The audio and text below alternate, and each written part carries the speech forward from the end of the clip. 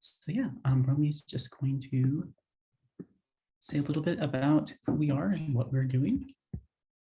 Hi all, I'm Romy. We're Open Mouth Literary Center, a nonprofit literary organization based in Fayetteville, Arkansas. We host a monthly poetry reading and workshop with our visiting writers, as well as an annual retreat and festival, a residency for local writers, and extended classes. Our goal is to bring local poets and poetry lovers in contact with nationally touring poets and create greater community through writing. At each of our readings, we have an opening round. Oh, this is really for the work for the for the reading and not for the workshop. Let's see. Sorry. I'll go ahead and read that anyway. At each of our readings, we have an opening round of 10 or so community readers who read a single poem, each in rapid succession, either their own poems or a poem by someone they love. Slots for later this evening are already set, but we're always excited to have new opening readers. So if you're interested in being an opening reader for a future event, please fill out the form that Shalini will put in the chat. You can get information about future events on our website, where you can also sign up for our newsletter. We post about our events on Facebook, Twitter, and Instagram. We also pay all of our featured poets, and we've taken steps to increase accessibility at our events by reading our access statement, providing documents in ASL interpretation, captioning recordings, and using image descriptions on social media. We also actively solicit feedback from our community to keep improving our programs. Though these steps greatly increase our workload and our expenses, we also want to ensure that there are no cost barriers to our events. We invite attendees to pay what they can for these services. The only way we can keep doing this is with our community support. You can help sustain this work by signing up to give regularly through our Patreon, by donating at the link on our website, and by continuing to come to our events. You can also make a one-time donation to our PayPal, Venmo, or Cash App. All our donations for this workshop go towards supporting those efforts. Thank you for helping ensure we can offer programs accessible to everyone. Yeah, so I'm going to go ahead and read our access statement, which Shalini is also going to put in the chat, just to help folks be able to use the different services that we are offering for this workshop. So we've been working to make our programs more accessible, both for this online format and for when we're able to have in-person readings and workshops again in the future. We're taking the step of highlighting access features on Zoom, providing an ASL interpreter for our monthly readings and workshops, as well as collecting and offering visual aid materials. We've also completed a course with an accessibility consultant to better understand and apply the principles of universal design to our workshops and programming. We're really excited about the accessibility that online events like this provide. Because of this format, we're able to reach people who might not be able to attend otherwise because of distance, immune issues, physical access barriers, and etc. Even when we return to an in-person format, we will follow the guidelines put forth by immunocompromised and high-risk people to ensure that events are as safe as possible. We now plan to make sure all of our future in-person events and workshops are in a hybrid format, so simultaneously cast online as well as in person. The workshops will be made available on our Patreon for a small fee, and then readings will be put on Patreon for 1 month and then move to our YouTube channel for folks to access. So for today, here's what you can do to help ensure that the space remains accessible. Please mute your microphone when you're not speaking to help cut down on distractions and background noise. Be aware if you're taking up a lot of space and try to make room for everyone. You can use the raise hand feature or post in the chat if you want to say something, and open up folks like me, Romy, Shalini, and Cal will direct Chan's attention to it. Try to speak slowly and clearly for others to hear and for the ASL interpreter to follow. You can use the slow downs, the backwards arrows on Zoom under more. If you click on those 3 dots, it will show that reaction. You can use that to indicate that you want folks to slow down when they're speaking. Be aware that people have different levels of comfort speaking and interacting in the space, and allow everyone to participate on their own terms. That meaning sort of necessarily calling folks out or asking people to contribute an answer if they're not comfortable. If you feel comfortable, share your pronouns by editing your name to include them in, you can click on rename and add that to your screen name, such as me that I've done. And then please just give a content warning if what you're about to share might cause someone else discomfort. And remember to use a space as yours, respectively. You're free to turn off your camera, use the chat function, make requests as you need from any of us here, and look for links to access copies in the chat. We'll be putting those in throughout as more people come in as well. If you have questions, let us know. Definitely reach out and ask for any resources that you need at this time. And with that, I'm going to pass it back to Romy just to introduce Chen, and we will get started. We are lucky to have Chen Chen as our featured poet this weekend, and he will be presenting a self-portrait workshop today. Chen Chen is the author of the forthcoming poetry collection, Your Emergency Contact Has Experienced an Emergency, from Boa Editions 2022, and the forthcoming book of essays, In Cahoots with the Rabbit God, from Nomi Press 2023. His debut book of poems, When I Grow Up, I Want to Be a List of Further Possibilities, from Boa Editions 2017, was longlisted for the National Book Award and won the Tom Gunn Award, among other honors. He teaches at Brandeis University. Please welcome Chen Chen. Hello. Thank you so much, Open Mouth, and thank you all for joining this workshop. So in interest of time, since we have an hour, but I'd love to get a sense of who each of you are. If you could put a quick intro in the chat, and I'll put the list of things I'd like you to include. So name, pronouns, if you're comfortable sharing them, where you're zooming in from, and a favorite pasta shape. Or if you don't eat pasta, the last absolutely delicious thing you've eaten. So I can go first. So I'm Chen, he, him, his, just typing into the chat. Coming from New York City, and a favorite pasta shape. Am I gonna spell it right? Is Oriketti. So I love starting with the pasta shapes because it's something very concrete, but the names for different shapes and types are really fun. The sound of them, and Oriketti means ears. I think it's like the diminutive, like small ears in Italian, and they're this shell shape. So I love how kind of metaphorical the name is. And it just makes you think about things beyond the literal pasta. So I'm just looking through.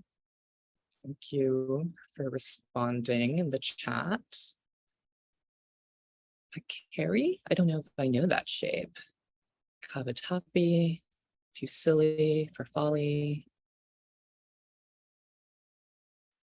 Mac and cheese or orzo. Oh, mac and cheese dinosaurs or orzo. It's great. Farfalli, bow tie, penne, linguine. Great.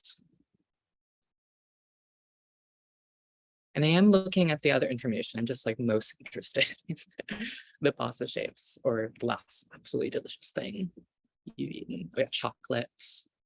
Great. Wow, and so many different locations as well. Venice, California, Seattle, so Boston, yeah, Boston, Cincinnati, Baltimore, Madison. Great. Pittsburgh, Orzo. Yeah, Orzo is great. Yeah, totally, totally down for a big bowl of orzo whenever.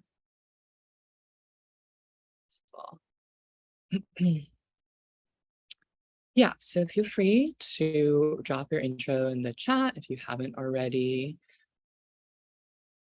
And you might use the pasta shape information for, it's part of one of the options for the writing prompt today. So you'll see when we get to it.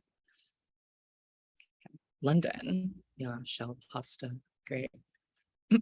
Okay, so today we're gonna be looking at and thinking about self-portraits as a form in poetry. Just put the Google Doc link in the chat once again, and I'll be screen sharing as well. But in case you want to reference the doc on your own, because I'll kind of be going back and forth in order to see everybody on the Zoom screen.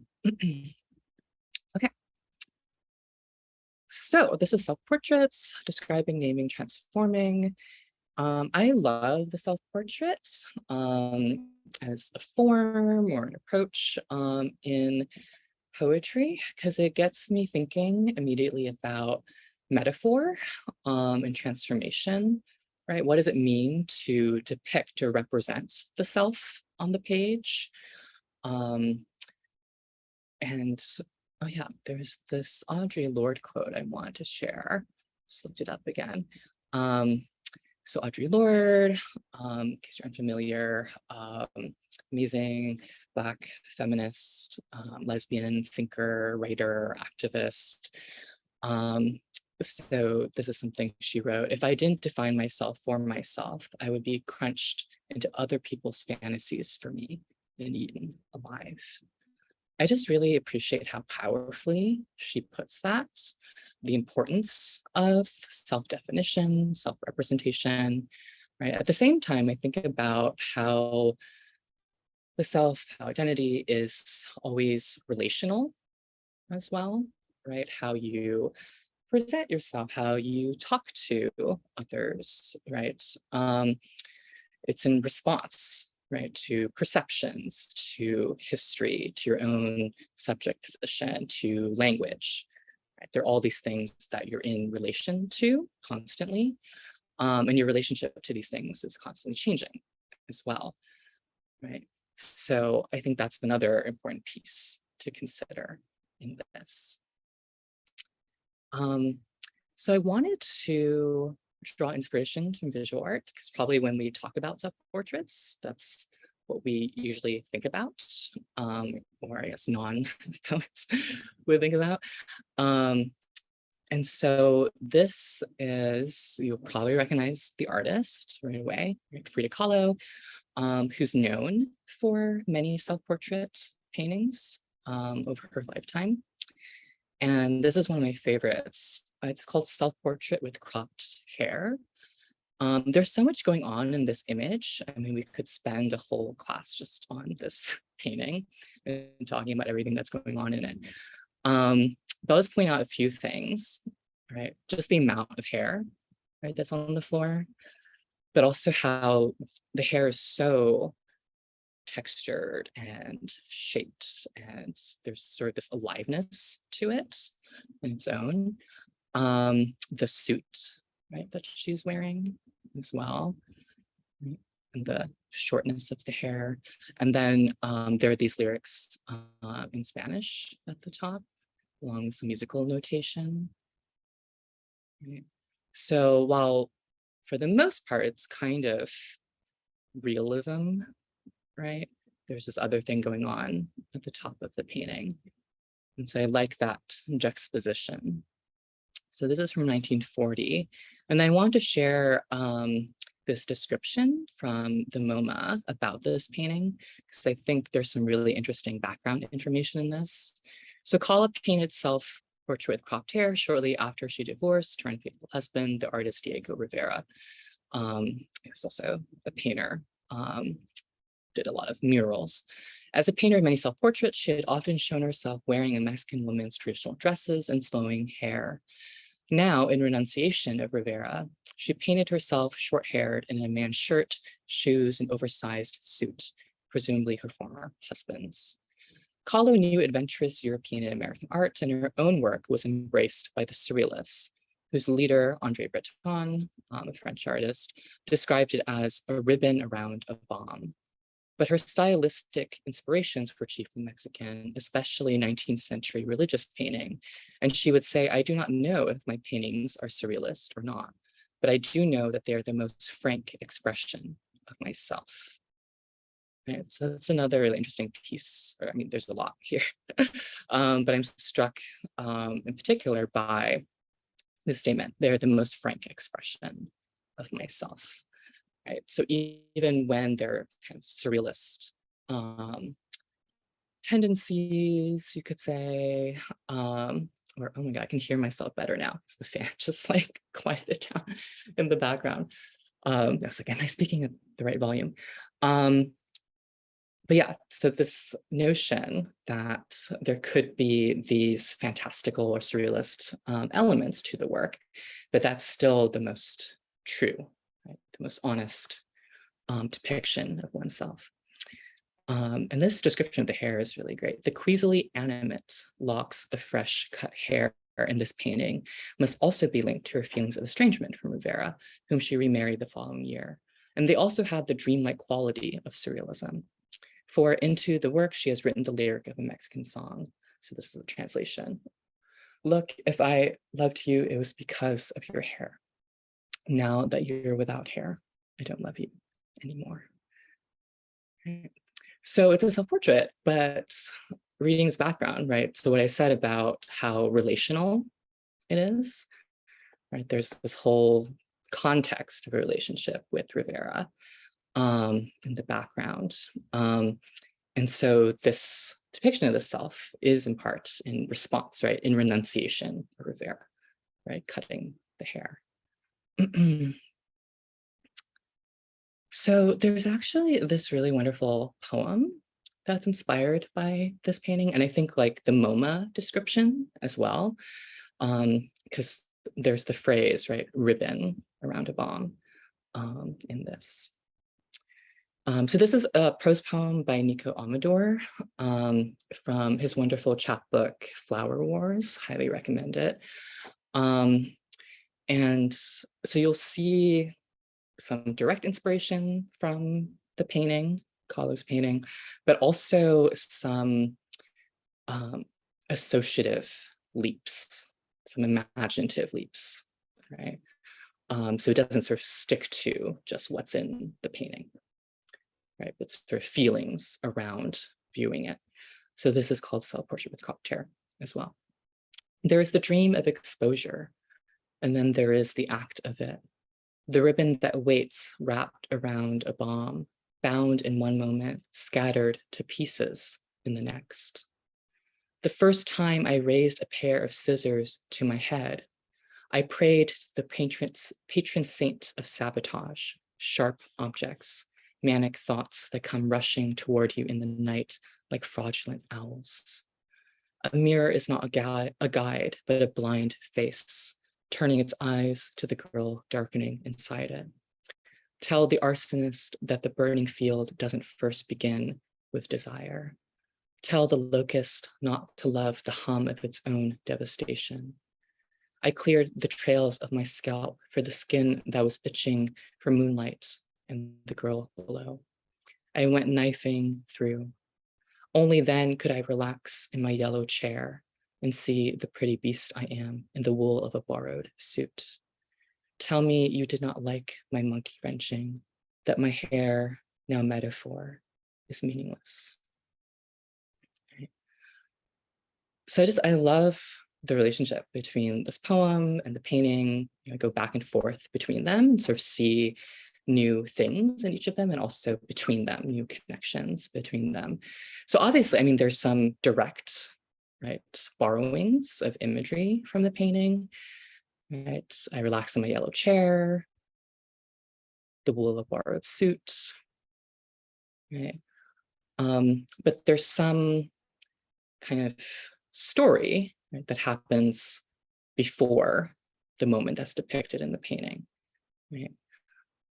The first time I raised a pair of scissors to my head, I prayed, and I love this phrase, the patron saint of sabotage, sharp objects, manic thoughts. I come rushing toward you in the night like fraudulent owls. Just a great sentence.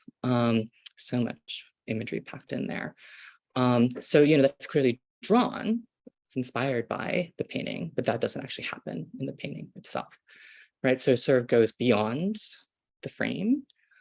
So you can think of this as an ekphrastic piece as well, right? A poem or a piece of writing that responds to or draws inspiration from a work of art, usually visual art.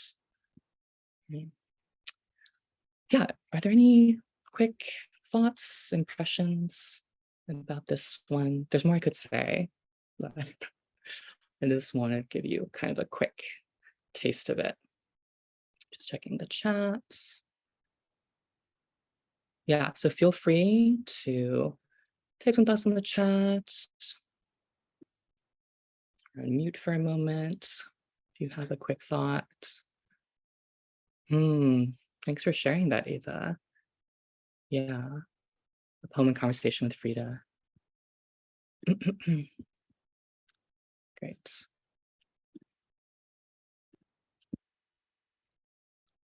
Any other thoughts in this? Chat. Yeah, interesting choice about the prose poem form too. Yeah. Well, it makes me think about, in particular with like the French Surrealist movement, a part of that, yeah, there are many poems in prose that came out of that movement as well. So I wonder if Amador was also kind of thinking about that tradition in a contemporary context. But yeah, the way that it reads too, it's like, I could imagine this as an alternative caption to the painting, right, in a gallery space. And that's something I love to do, actually.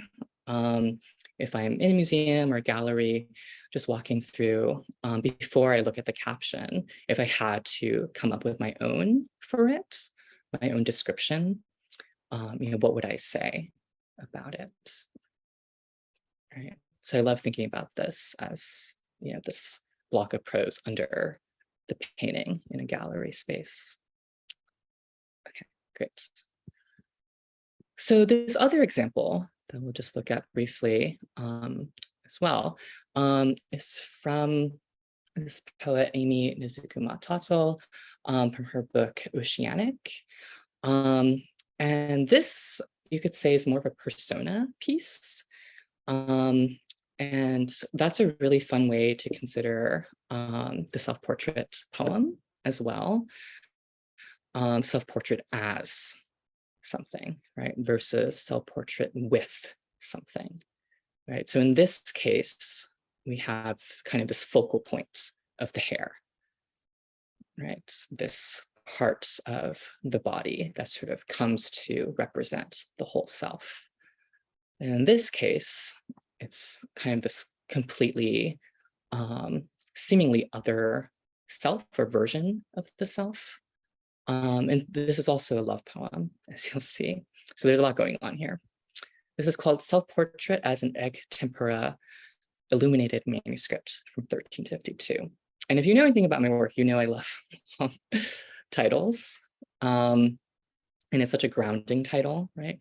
It gives you kind of exactly who the persona is going to be, right? It's going to be this manuscript, the illuminated manuscript, talking, and from this particular time period as well.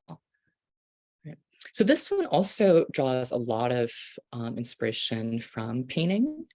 And there's kind of painting and visual art terms throughout it, which is also the fun thing about writing this kind of self-portrait, is the kind of language that you can bring in. Right, that's sort of unexpected, like the way that there's the Breton quote in here with the ribbon wrapped around a bomb. Okay, so this poem. Notice my halo, how the crackler in the paint doesn't even diminish the shine. Notice how fun it is to say crackler, and it makes even the stoic guy who painted me bite the inside of his cheek to steady himself when he picks up his gilder's knife to lay the gold leaf in delicate flakes. Like what you know to be fish food is what I know of ash from the bottom of a porridge pot.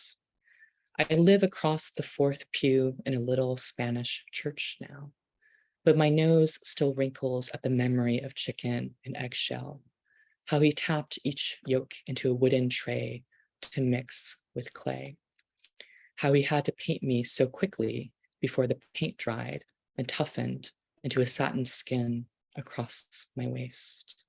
Of course, I fell for him, though my sisters warned me not to.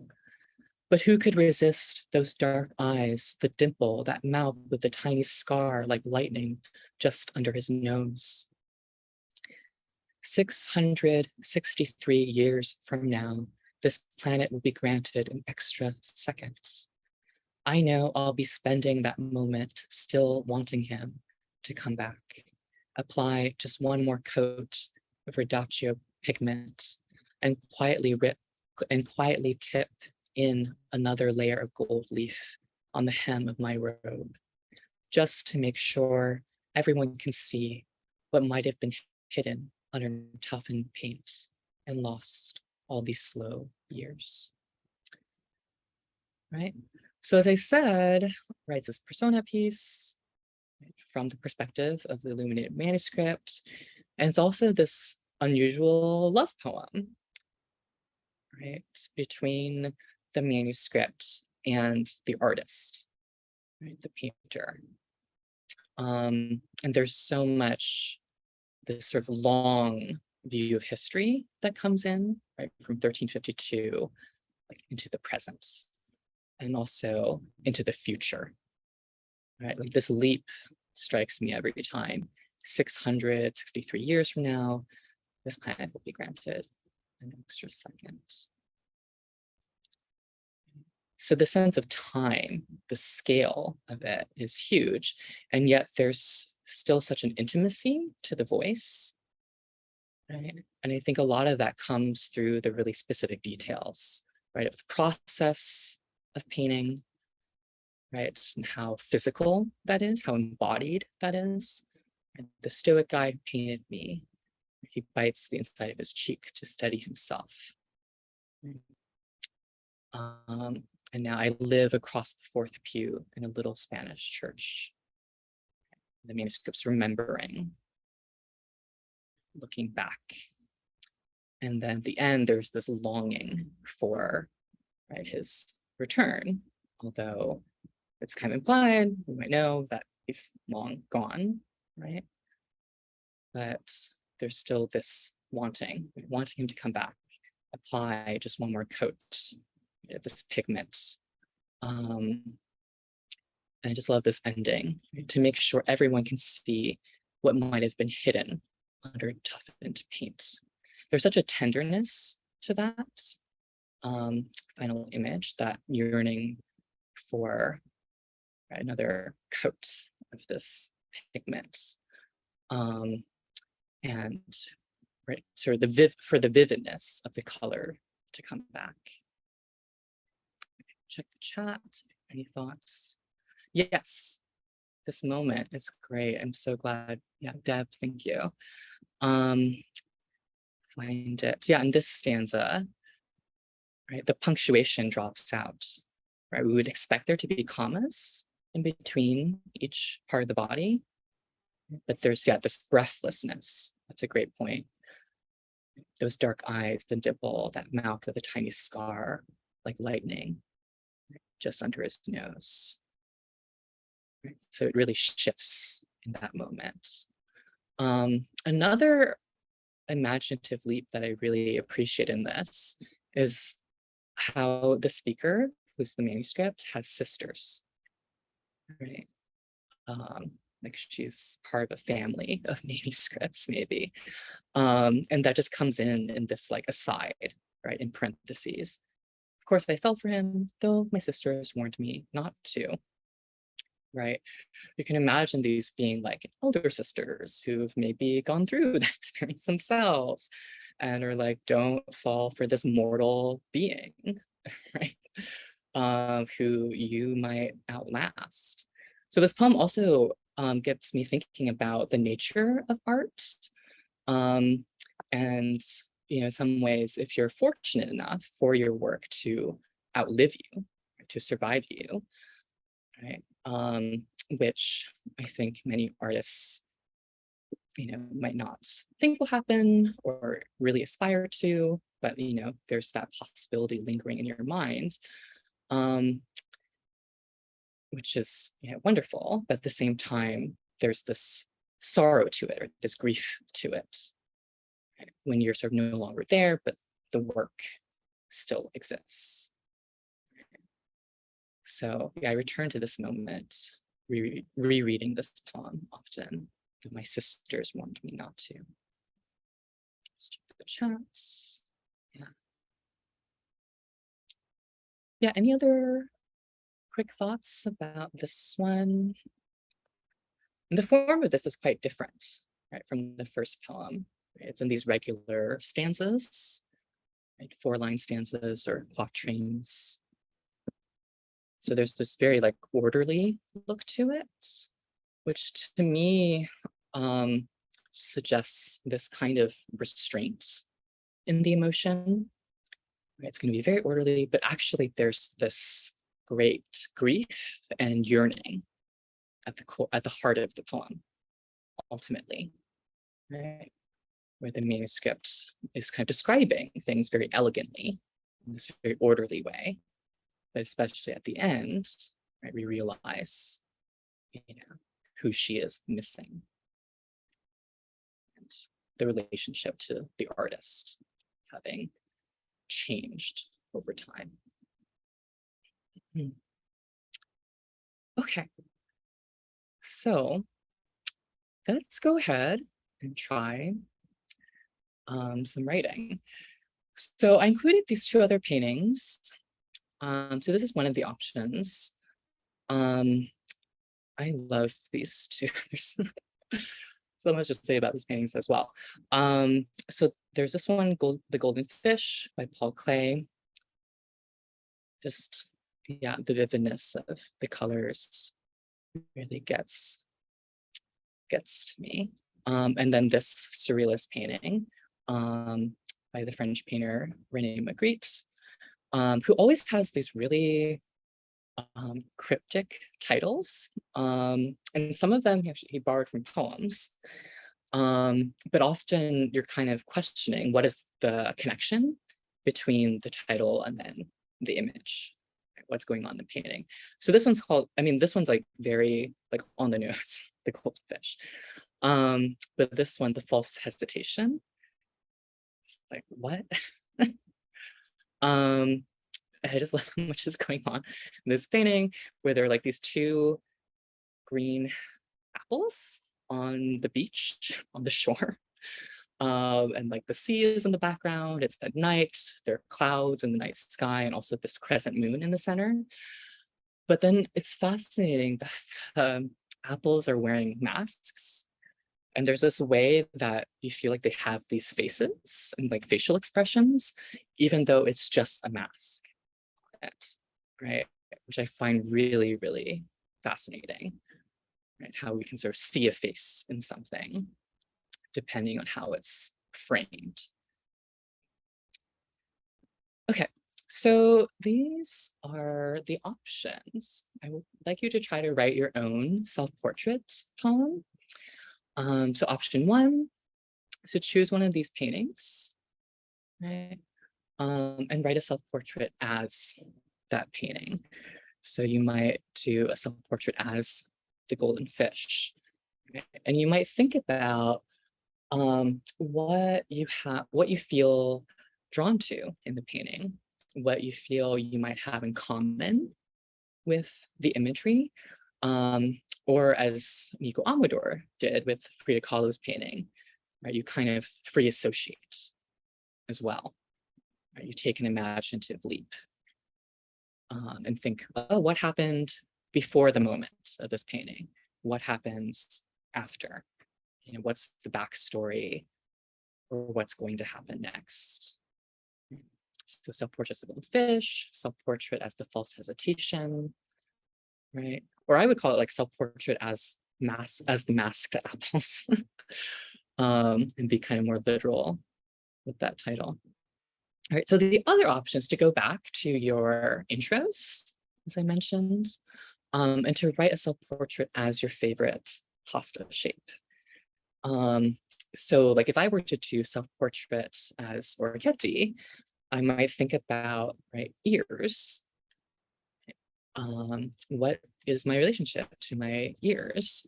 What's my relationship to listening, or just the physical, right, concrete piece of the body that the ears are? Right, so you might think about the Italian word, or and what it sort of literally means, the sound of it, right, the shape of it, or the dish, right, the actual pasta dish. Like, do you have a particular memory of eating that or preparing it for yourself or for someone else? Is there a story behind why that's your favorite? Right. So I can imagine there are many different directions you could go with this, right? And so don't worry about completing a draft of this because we have very limited time. But just reflect on, what are you gravitating towards? The paintings, pasta shape, which could also be, if you didn't have a pasta shape, it could just be that last delicious thing that you ate. All right. So the idea with this is to think about yourself and how you want to define or represent yourself, right? As Audre Lorde said, maybe in response to how you've been misperceived in some way, right? And this sort of reclaiming of space for yourself, but also in fresh relation to something, right? A painting, a pasta shape, a dish. All right, so stop screen share for now. So yeah, why don't we say like 12 minutes, which I know is not a lot of time at all. So don't panic if you write like 2 lines. That's great. 2 lines on a Sunday, I think that's amazing. So go with it. I'll put the instructions in the chat as well, in case you don't want to keep pulling up the Google Doc. And I'll set the timer, 12 minutes, and I'll check in as well. But feel free to go off camera, move around, whatever is comfortable and works for you for your writing process. Okay, so 12 minutes starting now.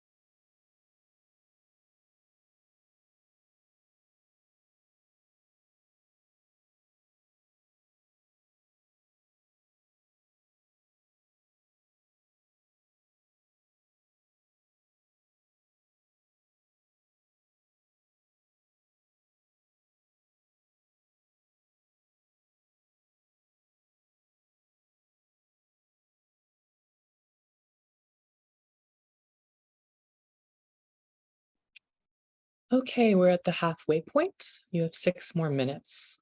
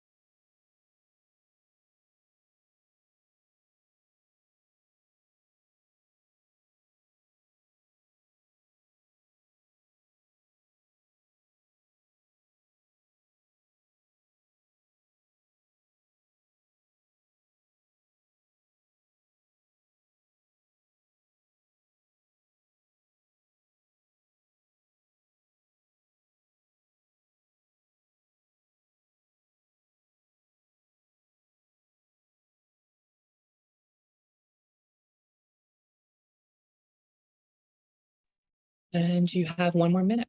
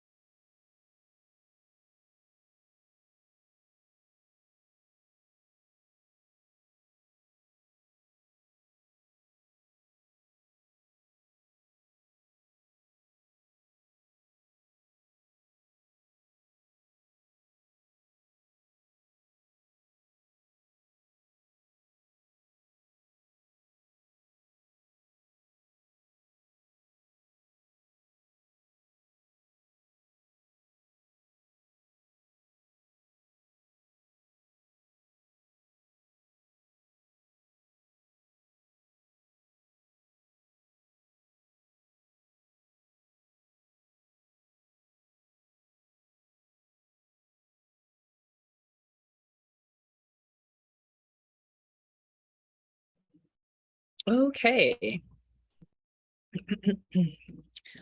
Try to pause or wrap up wherever you are with that writing. And yeah, we have just a bit of time if you would like to share what you've worked on. Doesn't have to be the whole thing, could just be a snippet. Also just curious about how this went for you. So you can feel free to just talk about the process. What was challenging about this or surprising that, you know, something came up in the writing you weren't expecting. I'm also just curious who did what option. So maybe if you could just put in the chat quickly, which option you did, the painting or the pasta shape. Yeah. Pasta prop was weirdly apt. I'm so happy to hear that. Yeah, the paintings. Golden fish. Great. Did anyone do the Magritte, the apples? Yeah, false. There it is. False hesitation. Great. Yeah, both. That's great. Apples and fish.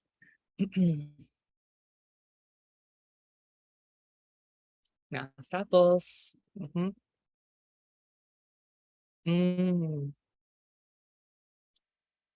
The pasta shape. Self-portraits as 2 green apples. Great. Another apples. Cool. Does anyone want to share a bit of what they wrote, either in the chat or out loud or both?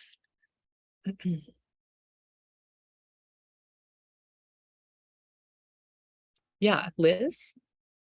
And I see Tom in the chat too. Okay.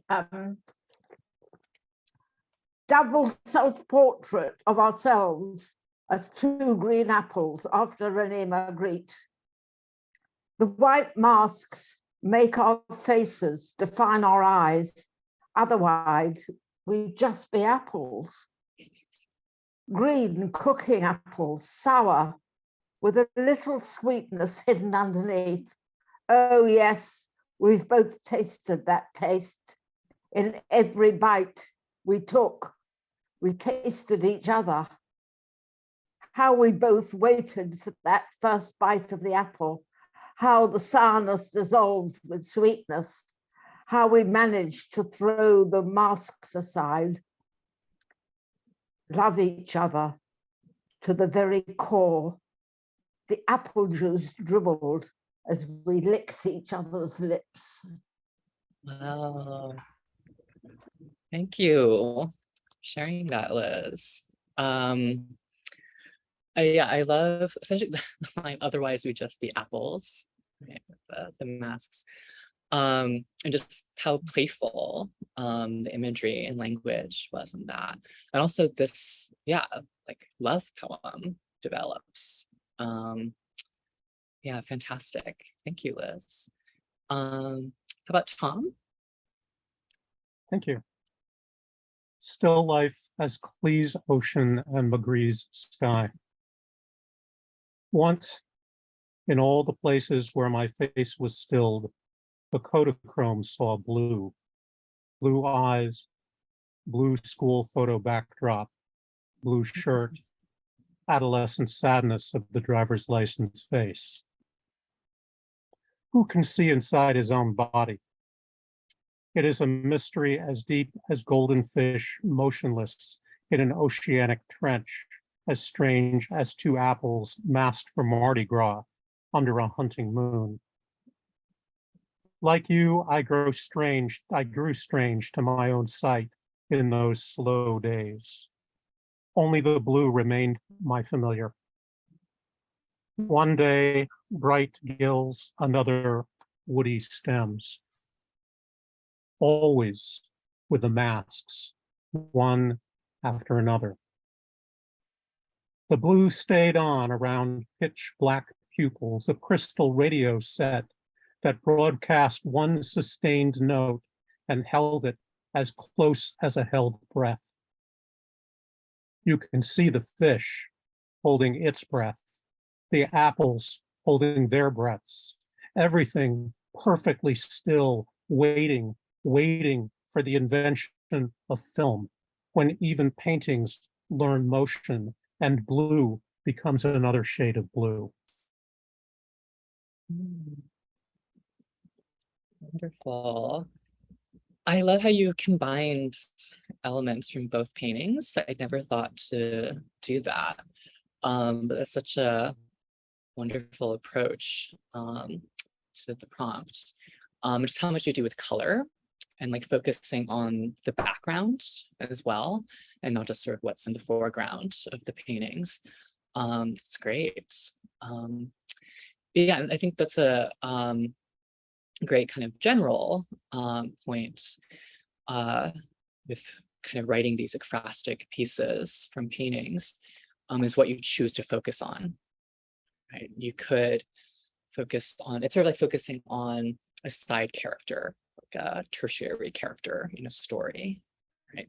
And seeing how the background can be brought out and made more significant. Thank you, Tom.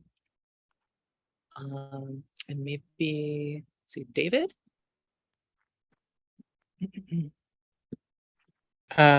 Yeah. Am I audible? I think I'm. Yes. Yes. Okay, cool. Self-portrait as Farfalle. I have a waist, but don't remark on it, except with friends. I'm oh so self-contained, tucked in with teeth marks at the edges. Ahead of ourselves, let's not. Apologies for any associations. Don't we all dislike the kind of dweeb who shows up in a bow tie? Don't we feel uncomfortably gotten close to? I hoped to come in any other form. Could you, though, pinch the corset of your fingertips just a little tighter for me, friend? Maybe when thinner, I'll be able to see you around myself. And failing that, of course, and given long enough, I can, for you, relax. Thank you. Yeah, the voice in that is so fresh. And there's some really surprising turns where that poem goes. And I love how like the bow tie image comes in, which makes me think both of the pasta, but also right clothing, right, attire. Yeah, fantastic. Maybe one more person. Deb, see your hand is raised. Okay, thank you. Self-portrait as neon and brilliantine. Don't look for me. I'm vibrating with the unguents of prophets expanded out of my boundaries, charged with neon and brilliantine. I am not collapsible, not containable. I see you when you run away. Sine waves bounce and wiggle in vivid transmission of collected light from the bottom of the sea. Don't look for me, I'm swimming in an electrical storm. Wow, that final image, that ending, is fantastic. Electrical storm. I am so impressed that you wrote these 12 minutes in such a short amount of time. Like, yeah, the diction in that one, Deb, is there's so much texture to the words. Yeah, thank you. And thank you to those who shared in the chat as well. Great.